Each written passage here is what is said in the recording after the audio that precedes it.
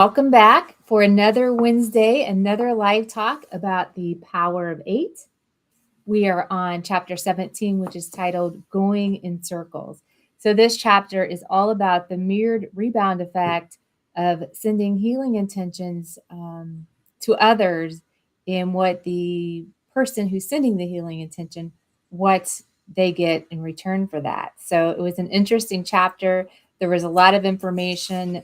Again, it was going over some scientific information about the different frequencies of the brain waves in different states. And I really enjoyed this chapter and can relate it back to a lot of different things. Um, Pollyanna, co-host here. Hi, Pollyanna. How are you?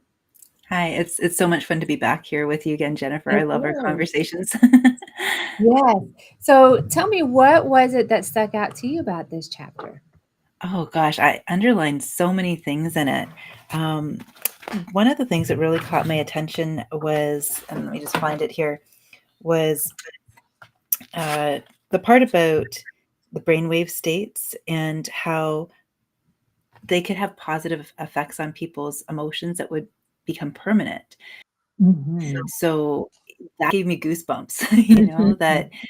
that it really is about the frequency state that our brain is in. And talked about focused attention, and how um, that activated very fast frequencies in the brain, such as gamma waves. And then mindfulness, which is about noticing the sensations, around you and in you, resulted in very slow brain waves. So it's just interesting that there's this whole that heightened perceptual awareness that focused meditators bring to the outer life, and mindfulness to the inner life. I like that sort of inner and outer in terms of staying in this flow state of heightened awareness, and how Mhm. that positively impacts our emotional state. And so this starts to, like, I was starting to connect the dots myself, which is very much what Lynne McTaggart's doing in this book. Now that we're Mhm. so far into it, it's like, okay, it's starting to make even more sense as she shares this, that not only the person receiving the healing in these Power of Eight groups, but also the people sending it would get this, what she calls the rebound effect, right? This mirrored Right. healing. What stood out for Mhm. you in the chapter? Well, what you were talking about, I think it's worth even reading it directly from the book, because I love that part. And I even had it on, whenever I read this again this morning, I even put it down on little notes because I thought it was so good. But this is on page 174. So those that are here with us today, thank you. And this is the page that I'm going to be reading from, 174. But this was a study of the brain and how the brain changes and the different waves.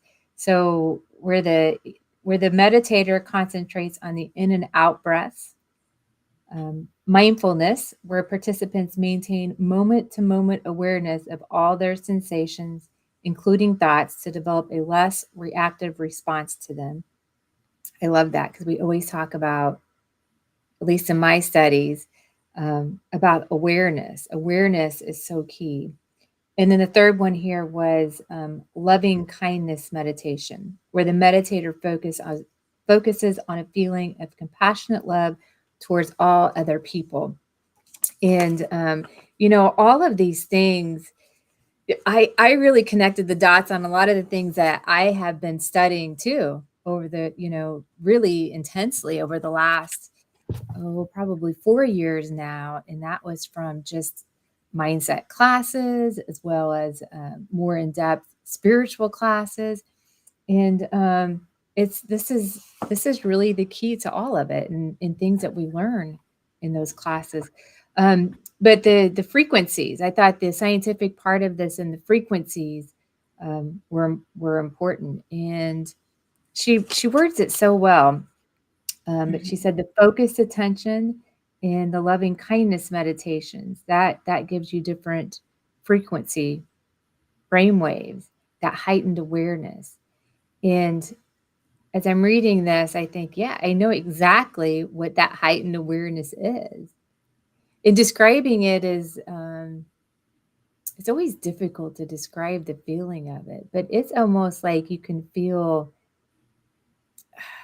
I don't know, how would you describe it? It almost feels like you're bling, like a blinging in your awareness, in your brain, like it's just a high vibrational feeling.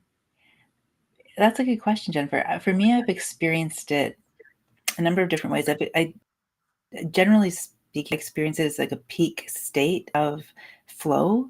Mhm. I know for many years as a competitive dancer, pro-am ballroom dancer, there was one moment when I was just learning to do, the dancing, and I was just learning lead and follow, and I hadn't learned routines yet. And I had this opportunity to perform at in front of this group of people. Actually, it turns out that it was related to education. So I think I felt even more nervous because there I was, a teacher, and this was my thing that I was doing as a hobby on the side. And then what if, I just, the readiness, am I ready yet, kept coming up in my mind. And so my teacher and partner who I was going to perform with at that moment in time recognized the deer in front of headlights look in my eyes and said, let's just go back to lead and follow because that's where you're comfortable. We did some breathing exercises. I meditated before I went out there. And literally, I just share this example because for me, I'll always remember this moment. It was like everything was happening in slow motion. And I was witnessing myself dancing and in my body simultaneously. So it was like a very unique experience. And I remember at the end of it, like it was almost comical as I was passing. It was like, hi. It was like so slow-mo. And at the very end of the performance, he hugged me and he said, "You're so ready to do, you know, scholarship," which was a different level of competition. And I was like, I didn't even dance. I just walked through my whole routine. What are you talking about? So it's almost like my experience in time with the way I can relate it back to what you asked me is like when I talk about the flow, it's not just a mental flow. It's like my whole sense of time gets the time frame gets stretched out. And Mhm. it's really there's almost a sense of that eternal time, like no time frame. It's just all happening now and everything is aware of it. Like and at the same time it's beyond thinking. That's I guess Yes, that describe. is a wonderful feeling. I know exactly what you're talking about. And it's all about presence, being very, very present in that moment. And the more we can do that, the easier things are. So the flow is, I can give some examples of just being present. And this is like some people are nervous to talk, maybe going to a meeting and having to talk or just, but really what I do is I'm just very present and I listen to what the people are saying. Really listen. That's what Bob Proctor always told us. You really have to listen. Some people hear with their ears, but they're not listening. So you have to, yeah, you listen to the words, but there's also messages behind the words, right? And you get all of this intuitive information back when you're just present. And then when it's your turn to talk, it all just comes out so easily. It's not like I think before I train myself to just be present is I'm trying to think about what I'm going to say while they're talking. And then that just kind of jumbles everything up. Yeah, I love that you shared that because I heard two things in that and I can still relate to it. It's that state of calmness and then that state of trust. And, that's how, even with what we're sharing right now, we don't pre plan what we're going to share. We just trust that what we're going to share is what we're going to share.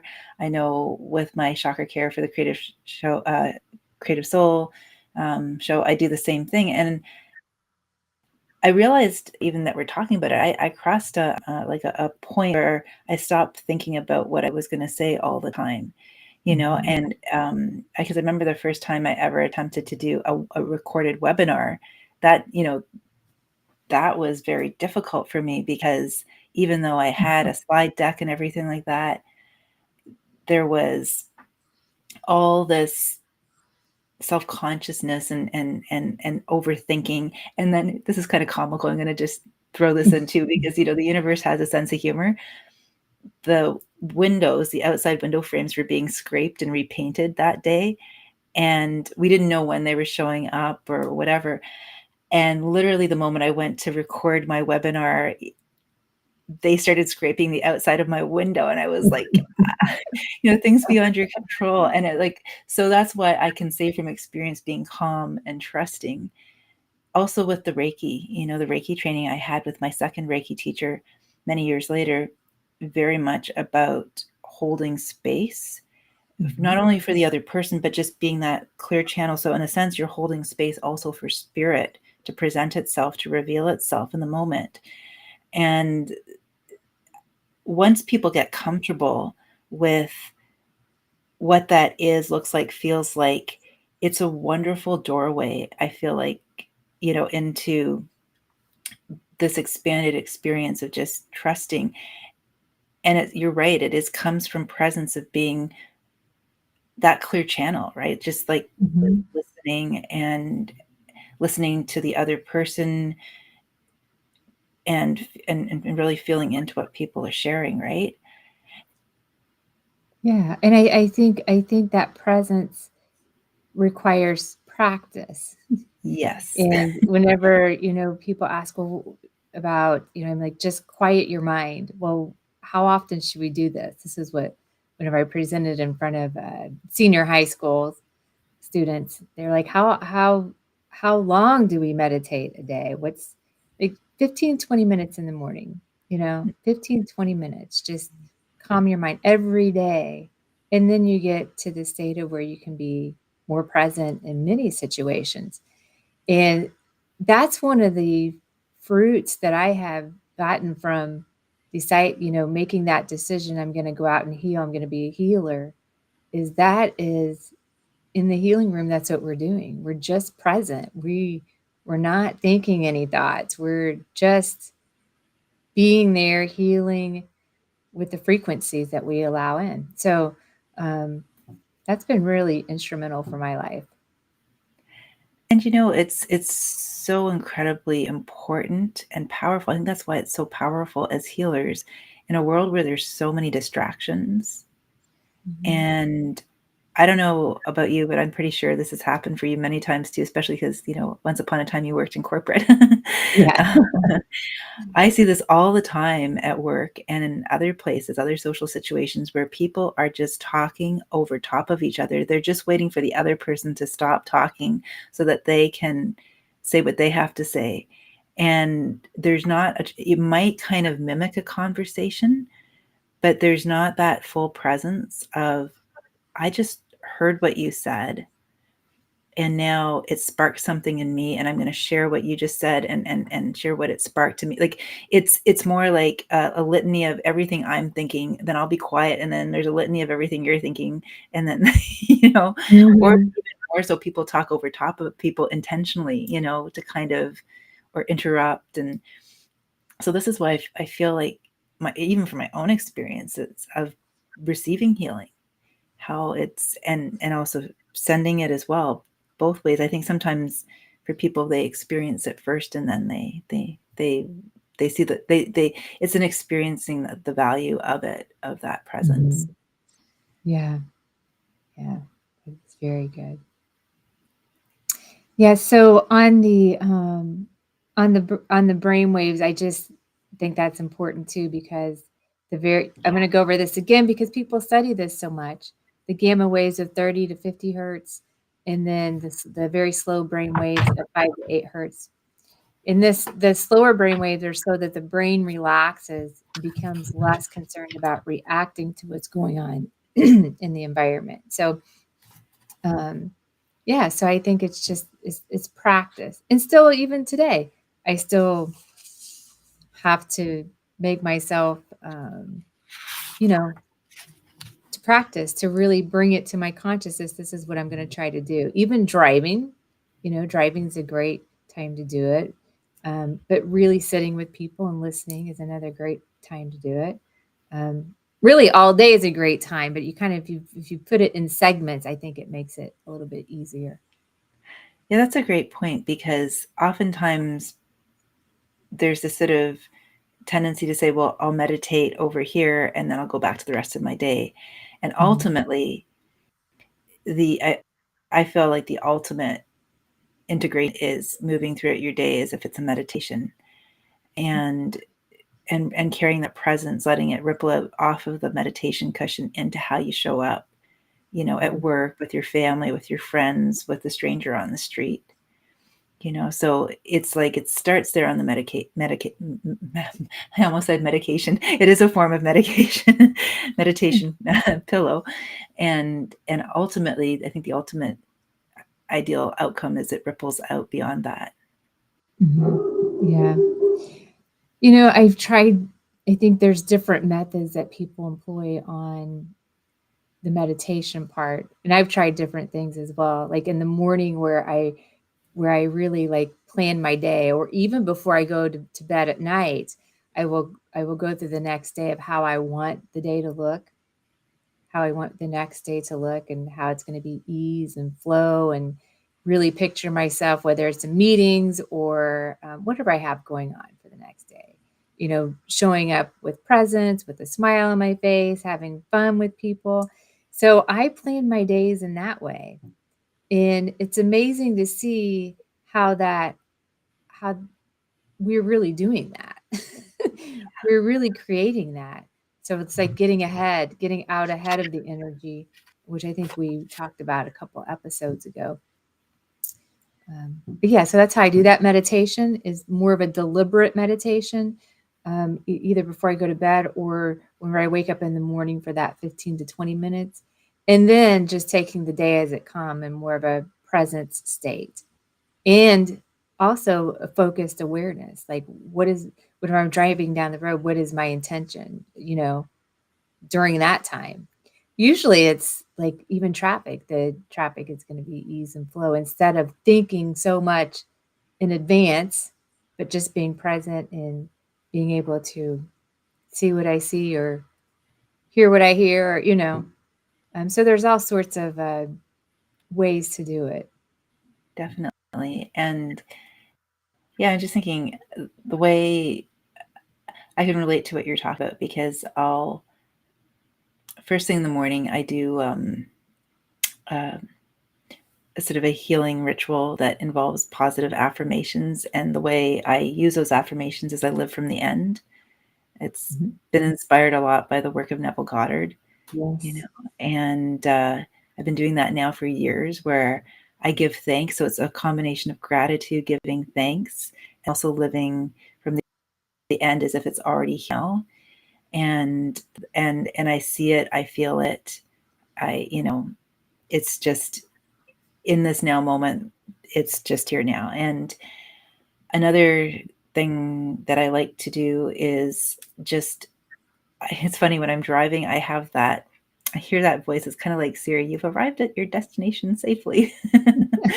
And I hear that and I send it forward. I also wake up and always look forward to certain things. Like, what am I, like, I feel the shape of the day, and I send forward all the things I'm looking forward to in the day. And one of in my morning ritual, one of my favorite, I just always feel so good when I say this. I always say, I'm open and receptive to all the good and abundance that's available for me today, and I'm comfortable with receiving it. I have allowed myself to receive it, and so it is. It is done. Thank you, thank you, thank you. And that just, Yeah. I feel all like, bubbly and happy inside, and that's lovely too. And then going for walks in nature, and just, that's more the mindfulness piece, being aware of the breeze, noticing the sunlight, the birds chirping, all the leaves, the abundance, just noticing what I'm noticing. That is, I guess, more of a mindfulness practice. There are also moments too, especially at night, when I've been busy all day with around a lot of people.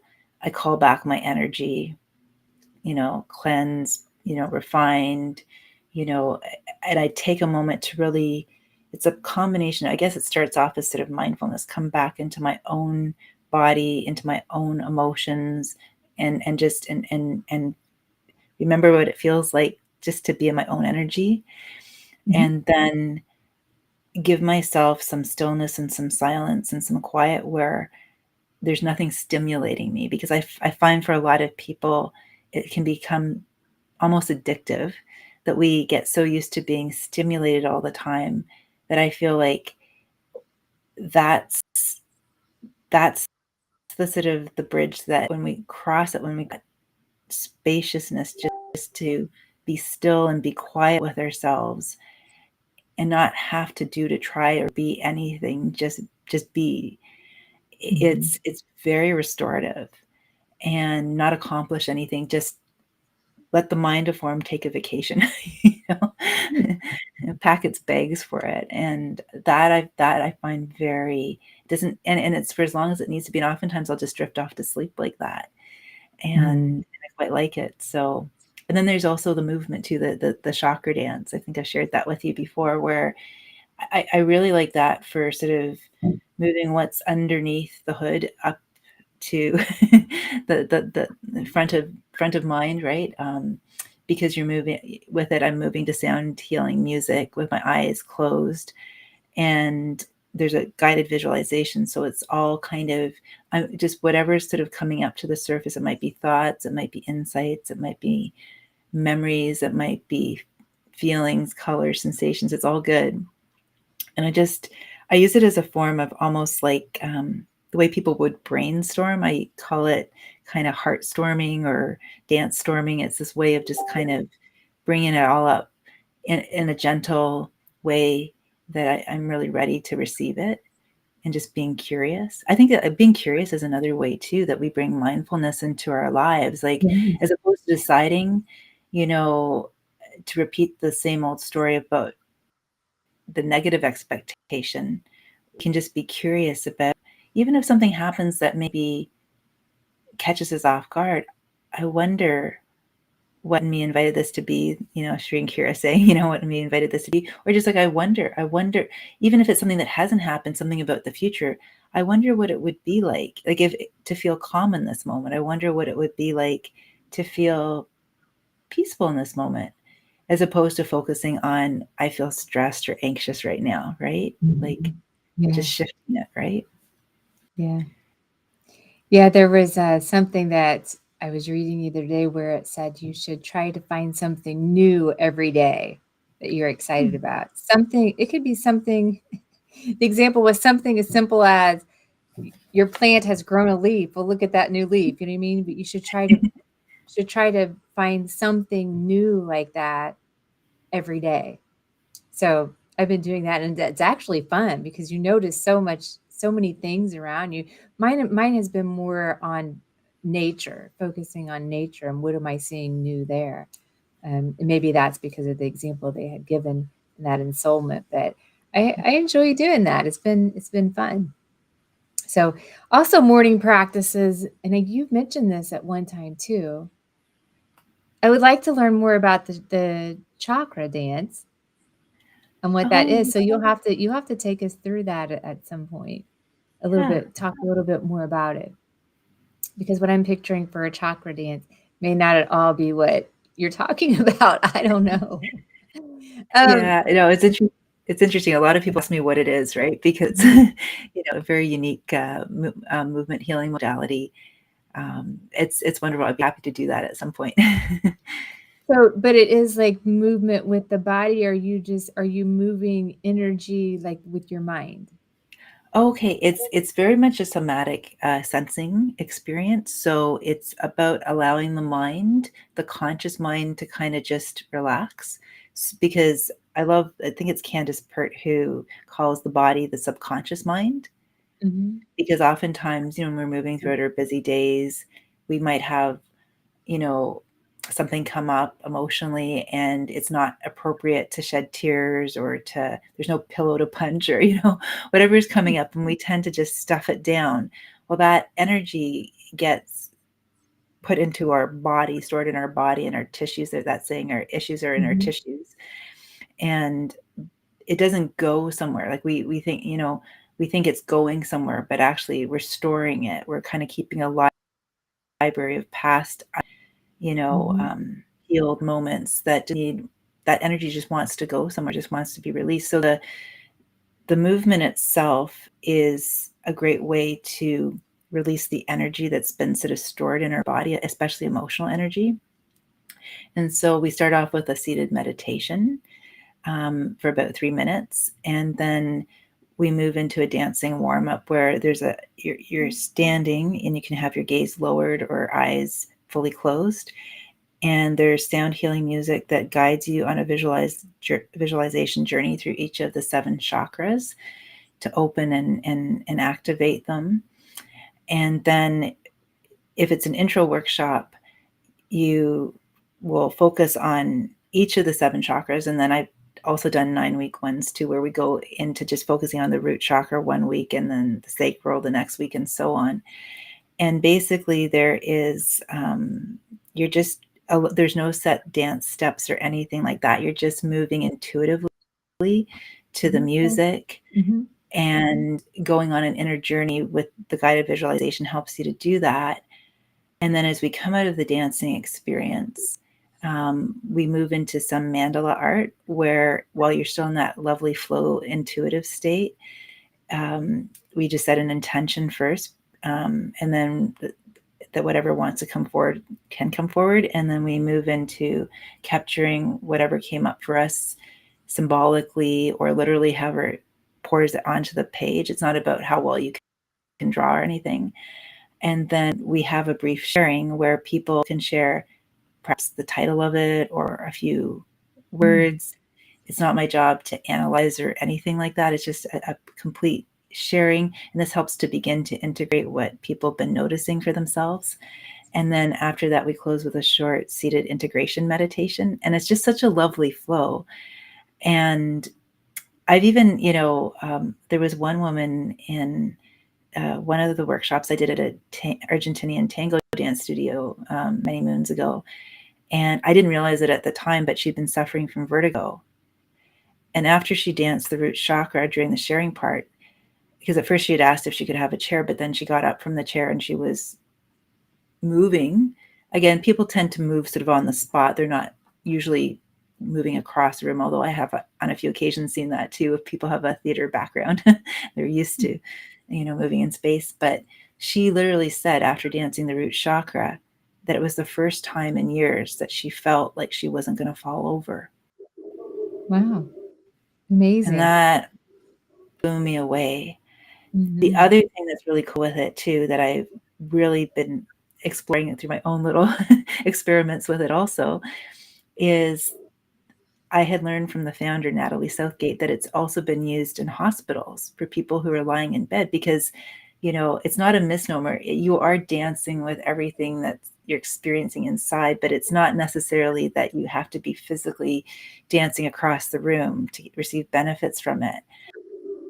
And so I had a friend of mine who during the pandemic became a quadriplegic, and he's really open to alternative healing. And he's like, yes, please come and I'd love to receive a chakra dance experience.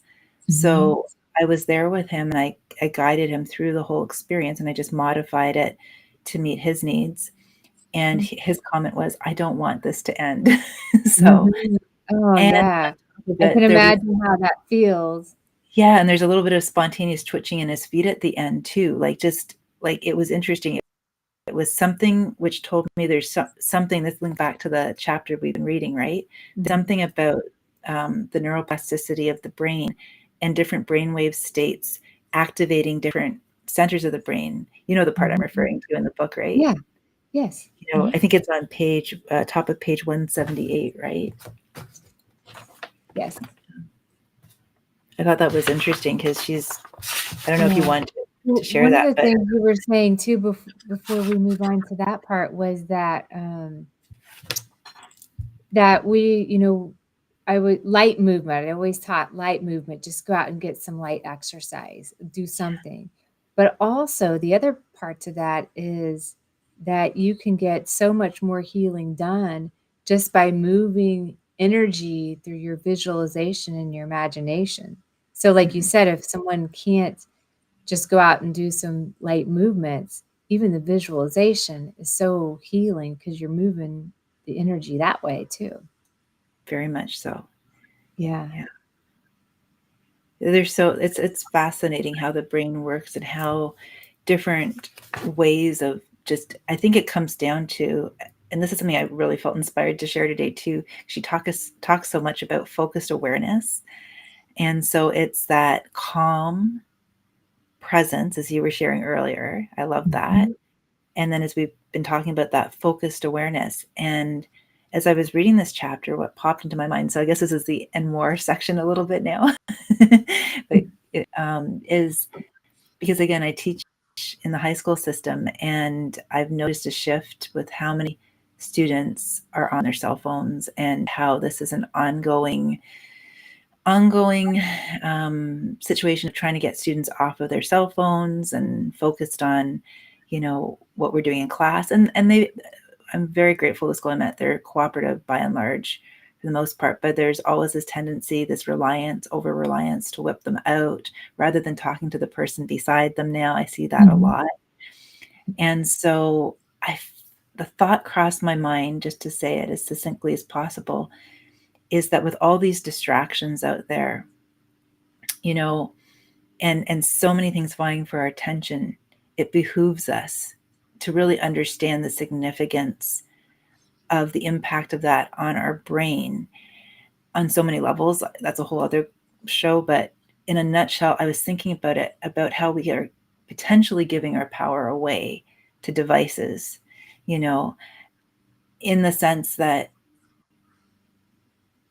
if this idea of multitasking, which has been disproven as something that doesn't work, if we're spreading if we don't know how to, I guess, if we don't know how to focus our energy, if we don't know how to focus our attention, then we're giving up one of our sort of superpowers. Absolutely. You Absolutely. know, that's what I Yeah. felt guided to just put out there. So, yeah.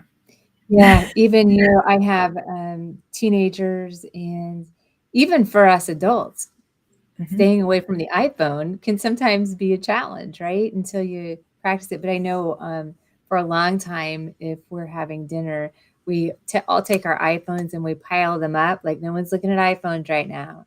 And the first one to reach for their iPhone or get we make a game out of it. They're not the winners. You got to keep the iPhones tucked away while we're talking and having dinner.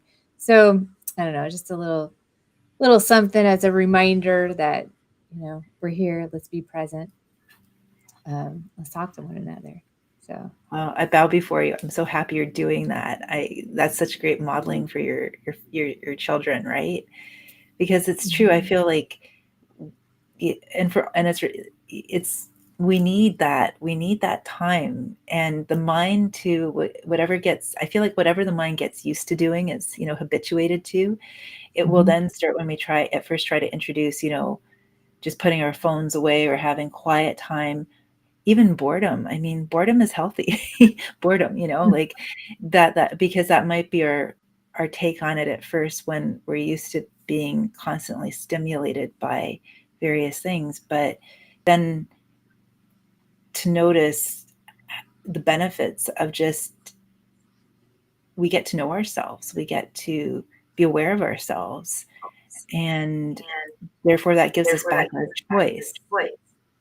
I think So, it helps with imagination, right? If yes. you're in a state where boredom, then you start using your imagination for things. And that's one of the main ways to make that connection, to help us with our superpowers, to help us create, to help us with everything.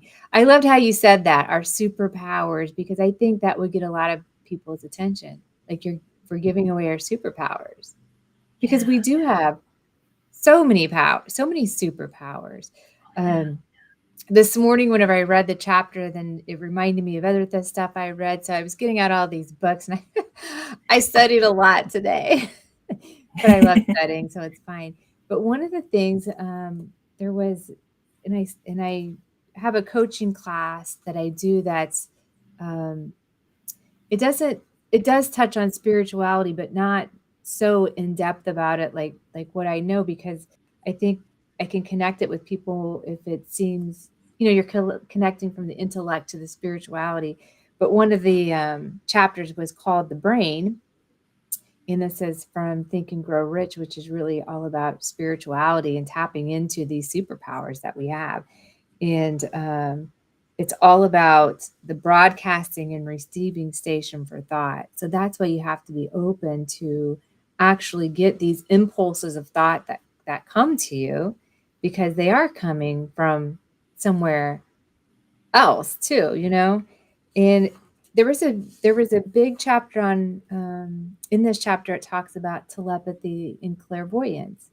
And there's always like scientific proof of this, or we have literature on this that it's true, when people could just really quiet the mind and really think positive and put these practices into place to prove to themselves that it's true. But clairvoyance and telepathy it's all real, and they're part of our superpowers. Yeah, we have so much inside of ourselves, right? Mhm. And it can be so easy for us to buy into the notion that we have to look outside of ourselves for things. And then I feel like that's where, of course, we're always going to be growing and expanding and learning. It's just that balance perspective is maybe how I want to call it, where we are recognizing at the same time that we have everything we need inside of us. Mhm. It's just knowing how to access it. Like, we know how to use the iOS system on our cell phone, right? But how do we use our inner operating system, in terms of tapping into our own inner riches through Mhm. meditation, through mindfulness, through focused attention, through affirmations, all these things you've been sharing, we've been talking about today. you know, there's a wealth of an abundance of inner resources, divine resources, and otherwise inside of us. And if we're constantly being stimulated by other, and I'm not talking about something that's maybe inviting you to reflect or to grow or expand, but just sort of, scrolling and stuff where it's just almost habituated and to the point where it's a form of self-soothing, just Mhm. to go there for a second. Imagine, I'm going to say, I wonder if, I wonder if there's other ways to self-soothe. And I know there are, Yeah. right? Um, but just putting it out there to model what I was sharing earlier, right? I wonder if I could self-soothe myself in other ways. I wonder if just being with myself for a moment and noticing the temperature of my body, noticing, you know, my breathing, noticing if I'm smelling anything, just looking Mhm. for 5 things to notice. I wonder what that would be like. I wonder if that would be as soothing as scrolling on my cell phone. Mhm. And how would I feel? Would I feel the same or different? Just starting there with something really simple, and or even 3 things. It doesn't have to be 5 things. It could be 3 things. And then you can go back to doing whatever you were doing before, and then compare it to you were doing a moment before when you were doing the 3 things, and just be open and honest with yourself and curious. I feel like these are the inroads, right? Yeah. You talked about Neville Goddard's work, and I love I got his whole volume that I am actually reading it again for probably the fifth time, um, one of his books. But that's one of the things, is the inner talk too. So, whenever you're by yourself and the soothing, that the inner talk you do to yourself is part of that soothing as well. And I love how it's described here in this chapter about the brain waves, where where you have this higher frequency, but then you have the calmness below it as well. And when you can merge those states together and really be present, that's whenever you get the inspirational hits. That's whenever you can have, if we're paying attention to the outside or being distracted by that, it's like we're dispersing our energy out that way. But if we can Mhm. pull all the power within us and really have that concentrated focus on the good that we want, that's when the inspirations come in. And these inspirations are, it can be a feeling that you have, but sometimes the energy is so strong, that's whenever it just bursts into pictures for you, where for certain, okay, message received, right? You get that. So when those things happen, it's amazing to me. I Yes, love it. I mean, yeah. I'm excited. You expressed that so well, like so clearly. I love that you shared that. You connected the dots and you put like a nice bow on top of it for everyone who's listening right now. Yeah, Mm-hmm. it's amazing. I love that. Right? I mean, that energy is so concentrated. It's just without a shadow of a doubt. It it's a picture that you're receiving from spirit. So. Yeah. Yeah, these are the gifts. This is the inner abundance, right? Just Mhm. tapping into it, tuning into it. And just imagine going through your day,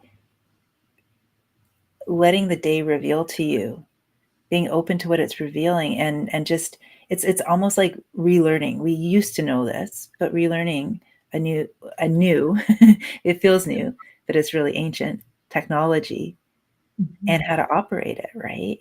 And I feel like so many more people are opening and awakening to that. We see it, the people that you work with, Jennifer, even, young people too. Recently, you were sharing that with me as well, too, the curiosity. I Yeah. feel like this is why I'm so happy we're continuing this conversation about this book, because I Mhm. sometimes ask myself, why are we doing this? It's a Yeah, great book, and that's part I of it, right? yeah. Yeah. And I think the iPhones can be very distracting, but the one good thing that I see coming out of the children, the kids, the young adults being on their iPhones is they're learning so much because the questions that seniors are asking me is not something that we learn out in the public. I mean, they have to. I assume they're learning it from the iPhones and searching stuff and learning more and then searching deeper because there's so much that can be learned. But then it's always coming back to yourself, being present after you learn these things, right? There was something, this is reminding me of something in the book as I was reading it this morning. Um, he was talking about, this is on page 177 at the top, but he was talking about a resonance response where just listening to hidden frequencies, it helps train your brain to operate correctly. I always wonder because there's so many technologies out today Mhm. where it's like, okay, well, these are the frequencies you should listen to, right? And I have tried one of them because I just wanted to see what it would do. And I can feel energy so much that, okay, yeah, I could feel the balancing going on. But is that just an intermediate step? Because I don't see how you could get from balancing that way without going through the steps of really quieting the mind and meditating and doing that own awareness dive and that inner, really putting intention on what you want to think. That's a good question, and I'm not sure that I have the answer, but at the same time, I'll say, and at the same time, my sense of it, at least, and is just that law of entrainment, right?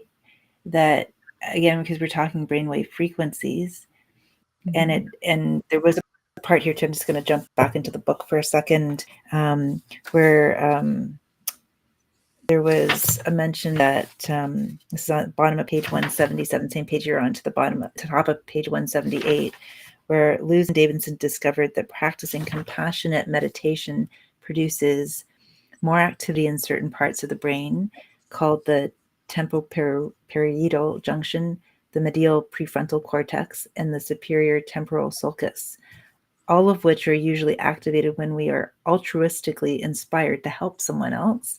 Mhm. Altruistic thoughts of healing also appear to change a number of networks in the brain: the orbitofrontal cortex, the ventral striatum, and anterior cingulate cortex, all associated with compassion, positive emotions, even maternal love. So, this this whole idea that, if you have, and again, I think it's practice too, probably doing it just one time is like training your brain over periods of time. This is my sense of it. I'm not a sound healer by, training, but I don't know, my sense of it when I feel into it, and for what I understand so far, is there's that law of entrainment. So a higher vibrating frequency will entrain a lower vibrating frequency for a period of time.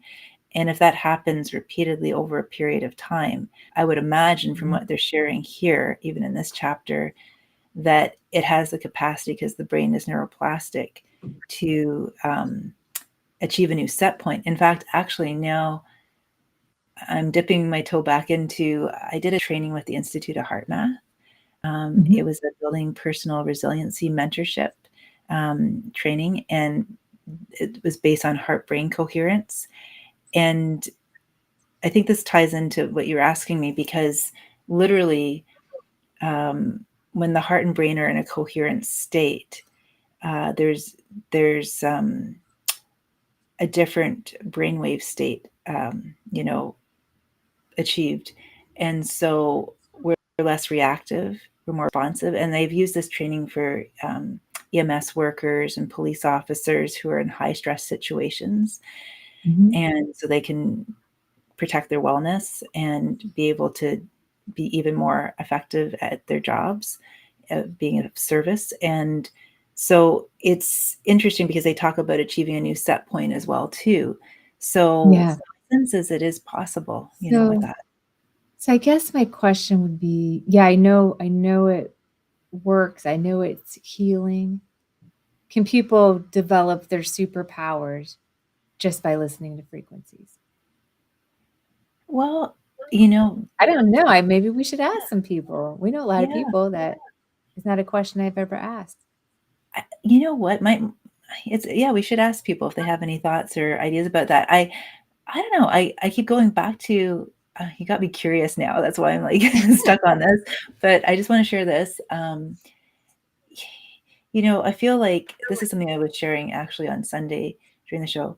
I feel like for a lot of us on the inner awakening journey, the mind is the final frontier in terms of liberating ourselves and Yeah. expanding beyond who we just think we are into that Mhm. awareness of ourselves as a multidimensional energetic being. And so it's a sticky point for a lot of us, myself included, on my own journey. Just when I thought, oh yeah, no, I've been doing my meditating, all this stuff, it still comes back. Like, it gets more and more sophisticated as we expand and grow, because it wants to keep its job.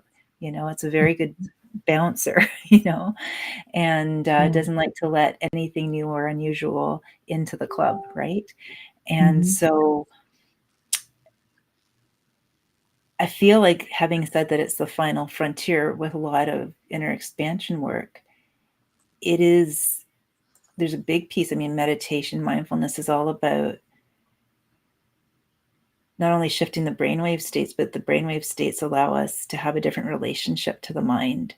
So if we're having a different relationship to the mind, and the mind is becoming more, as I know Shri and Kira talk about this, the servant, then it's the consciousness, and you've talked about this too, Jennifer, right? In other episodes, it's the Mhm. consciousness that directs the mind, not the mind directing us, right? So how do we awaken that consciousness? Well, through meditation and mindfulness. Mhm. So listening to music alone, that has those hidden tracks, my sense is, why couldn't it? Because again, it works more on that subconscious level, and that's where the stickiness is. So Mhm. I guess, there's so much out there, if it works, great, and keep Yeah. doing it. And Right. there's a lot to play with and explore. Yeah, there is. Well, we are 48 minutes in already. That went really Wow. fast. We have some listeners on right now. If you have any questions, please feel free to chat, put it in the chat, and we'll check here and we'll answer anything that you might have for us. Was there anything else that we wanted to go over today that was related to this chapter, or anything else for the week? Um, I feel like I've shared a lot in this chapter. I mean, this chapter has so much in it. There was a neat point too about, this is kind of interesting, that some people might find this interesting. It's on the last page of the chapter 178. We know from extensive research that meditation has direct effects on the body, helping to diminish inflammation and alter the functioning of important enzymes, including an enzyme called telomerase, which affects the longevity of a cell. So basically they're saying it meditation improves immune system and nervous system responses and lowers stress hormones, which a lot of people already are aware of. I just thought that was like a nice tidbit to share on it, because again, for our minds, it's like, okay, well, if I option A or option B, and sometimes the mind is resistant to starting a new habit, right? And sort of the mind wants to know what's in me, what are the benefits that I can measure, and having wellness and longevity, so I just wanted to share that. That was interesting. Yeah, I think that's a huge benefit, right? That's and it's almost like now when going about my day, it's more of a playful, fun, like what am I bringing in today? What's going to happen? And being aware of that. And I think that's whenever you can get to that point of enjoying the journey, right? That's a wonderful place to be in. It is. Oh, I love that. It's like it's magical, isn't it? Actually, on a magical note, this is one magical thing that happened to me this week when I trusted that. I was at an outdoor art show, and I went to visit the booth of a woman I'd bought a few pieces from a number of years ago that I absolutely love. They're very celestial and just beautiful pieces of work. I have them in my home, and I look at day, and I wanted to make a point of going back to her booth, and all of her pieces literally they speak to each other when they're all hanging up on the wall. I'm like, oh my gosh, they're all having a conversation. I can feel it intuitively. And she said, oh, are you thinking of getting one? I said, I'd love to get one right now. And she said, well, do you want to take a couple home and try them on your wall? And I was like, oh, okay, that's really nice of you to offer. And we just had such a good connection. We were in that flow, in that trust, in that just allowing state, which was so beautiful. It was genuine, it was sincere, it was authentic. And back a few years ago when I had bought her other works, I gifted her a copy of my book. And she looked at me and she said, well, do you want to do a trade? And so I have the painting at home. It's framed. It's beautiful. And I'm going to be offering her an ascended numerology session, Oh, nice. soul purpose reading. But again, I share it because I want anyone listening to recognize that all of the stuff we're sharing, you're gonna encounter, because you were sharing that like phrase, I forget exactly how you said it, but like, see what's gonna pop up or appear today, right? And that popped up and appeared, and it felt so good. Not just because I was getting a painting, but it felt so good to be trusted, not only to trust myself, and that there was no fear in the transaction, in the agreement that we made with each other. And I've had and I know you have too, peak moments in my life where I've taken decisions from that flow state, and it's always worked out well. And if I go and I share that experience with someone who's in more of a fear state, with all respect, we're all exactly where we need to be at any given moment. It'd be like, well, why didn't you do this? And why didn't you do that? And, why didn't you get this person's, and why didn't you sign something over here? And I understand to the mind of form why all those lines of thinking make perfectly good logical sense. And yet the discernment for me has been when you're out there noticing what you're noticing, trust that those experiences that mirror back to you, that in syncness, that like you were talking about, the calm and the heightened awareness at the same time, and mirror it back to you, because that's how you can also increase your sense of trust in yourself, other people, all the good that's available in the universe. And we learn through contrast. Anyways, maybe I'm going on a tangent, but there was something there in that I just felt connected back into what we've been talking about. Yeah. I had an experience. This was last weekend. what about 10 days ago? So not this past, but I was at a wellness event.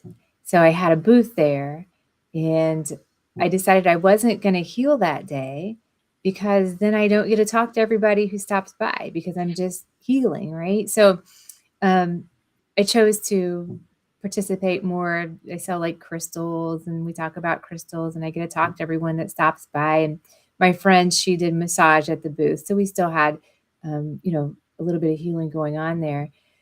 But there was a gentleman, I don't know, he's probably late 30s, early 40s, stopped by. He was interested in the crystals and energy healing and spirituality. He was starting just to get a little bit into it.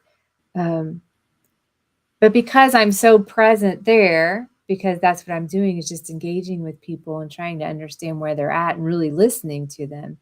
But there was sort of I would call it a mystical experience that happened with this one particular person. And your story kind of reminded me of it because I can see like you talking to this person and how it feels.